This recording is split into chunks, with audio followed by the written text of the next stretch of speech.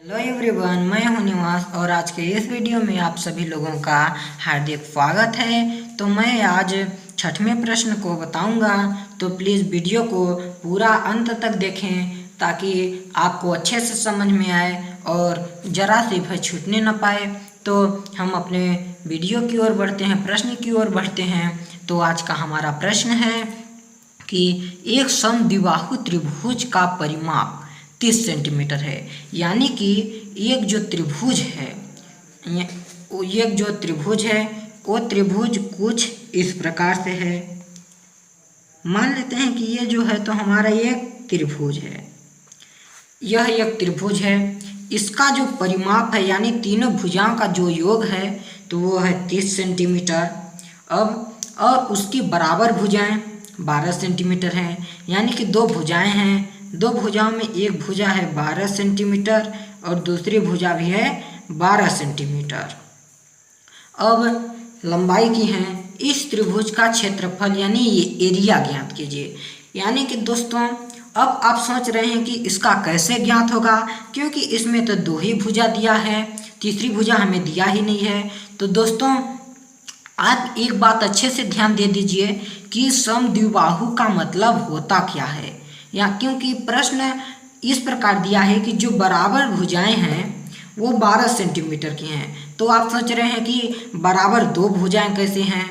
तो बराबर दो भुजाएं इस प्रकार हैं दोस्तों कि समद्विबाहु का मतलब ही होता है कि दो भुजाएं, क्योंकि सम मतलब होता है समान, द्वि मतलब दो, बाहु मतलब भुजा। यानी कि जो भुजा जिस त्रिभुज की दो भुजाएं समान हो उसे समद्विबाहु त्रिभुज कहते हैं। तो हमें इस त्रिभुज का क्षेत्रफल ज्ञात करना है। तो सबसे पहले जब हम हल करते हैं तो हल में हम सबसे पहले लिखते हैं कि दिया है। यानी कि प्रश्न में हमारा क्या क्या चीज़ दिया है। तो प्रश्न में हमारा दिया है दो भुजाओं का माप, जिसे कि हम ए और बी मान लेते हैं। ए बराबर 12 है और बी बराबर भी 12 सेंटीमीटर है और सी बराबर हमें नहीं दिया है। तो सी बराबर हम आगे ज्ञात करेंगे। और परिमाप भी दिया है, तो परिमाप हमारा कितना दिया है, परिमाप बराबर हमारा 30 सेंटीमीटर दिया है। अब यदि हम सी यानी कि तीसरी भुजा को निकालें तो तीसरी भुजा को निकालने का एक बहुत ही आसान सा सूत्र है। तो प्लीज़ अच्छे से समझें। देखिए दोस्तों 30 सेंटीमीटर जो कि हमारा परिमाप है माइनस 12 सेंटीमीटर प्लस 12 सेंटीमीटर, यानी कि दोस्तों कोष्टक में है, इसलिए सबसे पहले हम इसे हल करेंगे। तो इसे हल करने पर हम पाते हैं कि 12 12 24 होता है। अब 30 में हमें घटाना है, तो 30 में यदि हम 24 घटाते हैं तो हमारा कितना आता है, 6 आता है दोस्तों। तो 6 जो है तो हमारा सी का मान है। यानी कि ये जो हमारी तीसरी भुजा है तो ये 6 सेंटीमीटर की है। अब दोस्तों हमें तीनों भुजा ज्ञात हो गई। तो पहली और दूसरी भुजा 12 12 सेंटीमीटर की और तीसरी भुजा जो है तो 6 सेंटीमीटर की। अब हमें तीनों भुजाएं ज्ञात हो गई। अब हम इसे हीरोन के सूत्र द्वारा लगाते हैं। तो हीरोन के सूत्र द्वारा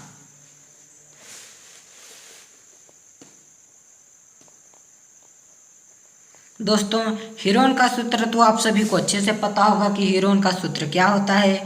तो हीरोन का सूत्र हमारा होता है कि s into s minus a into s minus b into s minus c. दोस्तों यस जो कि अर्ध परिमाप है, यस बराबर यदि हम ज्ञात करते हैं तो यस हमारा अर्ध परिमाप, यानी कि जब पूरा परिमाप हमारा 30 सेंटीमीटर है तो अर्ध परिमाप कितना होगा दोस्तों, 30/2 यानी कि 15 सेंटीमीटर दोस्तों।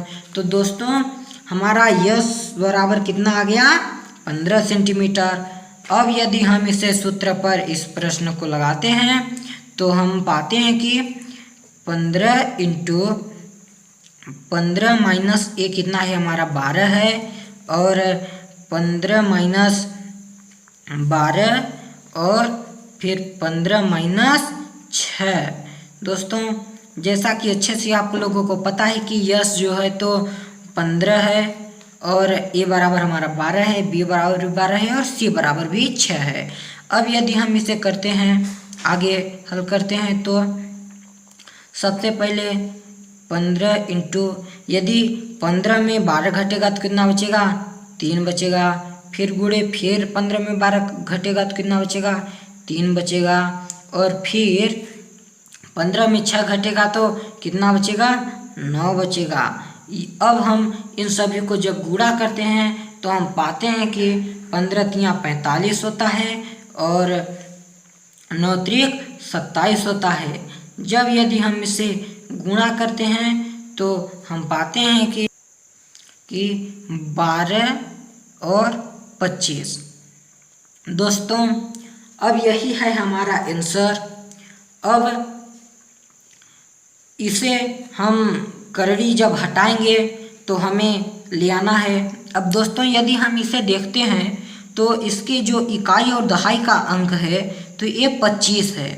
25 जो है तो किसी संख्या का वर्गमूल है, यानी कि यह किसी संख्या का वर्ग है।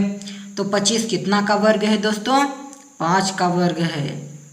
तो हम इकाई के अंक में 5 लिख देते हैं। और 12 यदि हम 3 का गुणा 4 में करेंगे तो 12 आता है, यानी कि 3 यदि हम ले लेते हैं तो यही है हमारा क्षेत्रफल। क्षेत्रफल दोस्तों हमेशा स्क्वायर में ही आता है, यानी कि तो हमारा सेंटीमीटर है तो हमारा इसका क्षेत्रफल आएगा 35 सेंटीमीटर स्क्वायर। दोस्तों यहाँ पर मैंने कैसे हल किया, तो यह एक बहुत ही वर्ग निकालने की आसान सी विधि है। तो मैं इसे अगली वीडियो में बताऊंगा। तब तक के लिए धन्यवाद। मिलते हैं अगले वीडियो में।